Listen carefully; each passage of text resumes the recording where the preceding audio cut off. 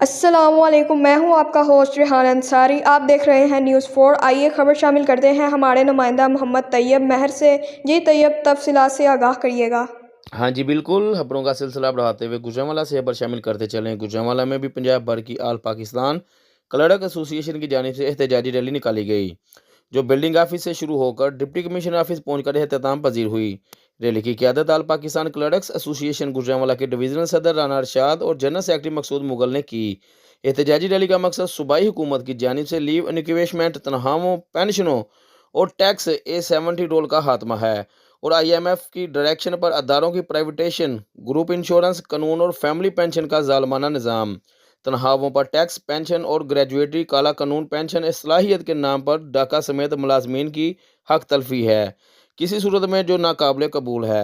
ان خیالات کا اظہار ریلی میں شریک شرکاء کی جانب سے کیا گیا۔ ریلی کے دوران سیکورٹی کے بھی سخت انتظامات کیے گئے۔